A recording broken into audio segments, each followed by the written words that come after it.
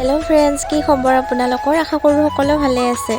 ভিডিওটো বাৰীৰ পিছপিনৰ পৰাই আৰম্ভ কৰিছো কাৰণ মা আৰু মই ছিঙিব গৈছো ভেদাইলতা আৰু নৰসিংহৰ পাত।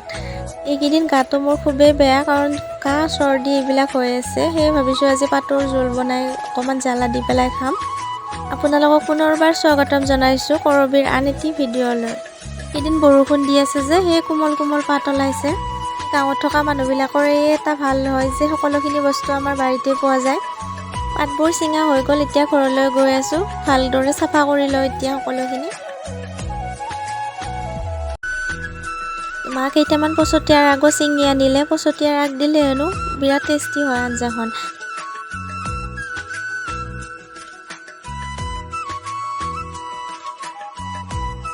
পাতখিনি চাফা কৰি ল'লোঁ। ইয়াতে নৰসিংহ, পচতীয়া আৰু ভেদাইলতা দিছোঁ। এয়া জলকীয়া আৰু আদা নহৰুৰ বাকলিখিনি গুচাই ল'লোঁ। এতিয়া পাতখিনি ভালদৰে ধুই লওঁ।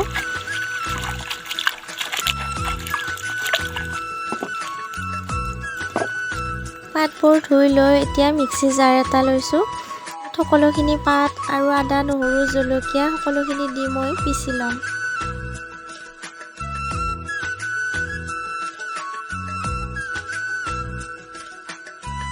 এয়া চাওকচোন ধুনীয়াকৈ মিহি হৈ গ'ল। এতিয়া আহক পাকঘৰলৈ যাওঁ। প্ৰথমে মাছখিনি ভালদৰে ভাজি ল'ম।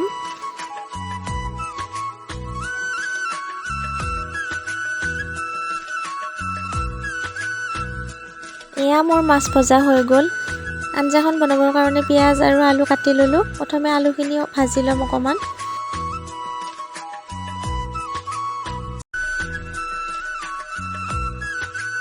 আলু ভজা হৈ গ'ল। একেখিনি তেলতে মই পিঁয়াজখিনি ভালদৰে ভাজি ল'ম। অনুসৰি হালধি দি দিলোঁ আৰু অকণমান লৰাই পেলাই মিক্সিত পিচি লওঁ। পেষ্টখিনি ইয়াতে দি ভালদৰে লৰাই দিম।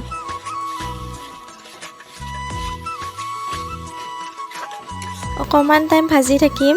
এতিয়া ভাজি লোৱা আলুখিনিও ইয়াতে দি ভালদৰে আৰু এবাৰ ভাজি ল'ম। প্ৰয়োজন অনুসৰি নিমখ দি দিছোঁ। ভেদাইলতাৰ পাতৰ জোলখন মোৰ খুব প্ৰিয়। আমাৰ ঘৰত প্ৰায় বনায়ে থাকে। আমাৰ স্বাস্থ্যৰ কাৰণে কিমান উপকাৰী সকলোতো জানেই। ইয়াৰ প্ৰয়োজন অনুসৰি গৰম পানী দি পেলাই অকণমান টাইম উতলাই আহিবলৈ দিম। ভাজি লোৱা মাছখিনিও দি পেলাই আৰু অকণমান টাইম উতলাই আহিবলৈ দিম। যদি মোৰ ভিডিঅ'বোৰ আপোনালোকে চাই ভাল পায় তেতিয়াহ'লে লাইক কমেণ্ট কৰিব। যিসকলে মোৰ চেনেলটো ছাবস্ক্ৰাইব কৰা নাই প্লিজ ছাবস্ক্ৰাইব কৰি দিব। এয়া মোৰ পাতৰ জোলখন ৰেডি হৈ গ'ল। লৈ আহিছোঁ আৰু অতি সোনকালে আন এটি ভিডিঅ'ৰ সৈতে লগ পাম আপোনালোকক।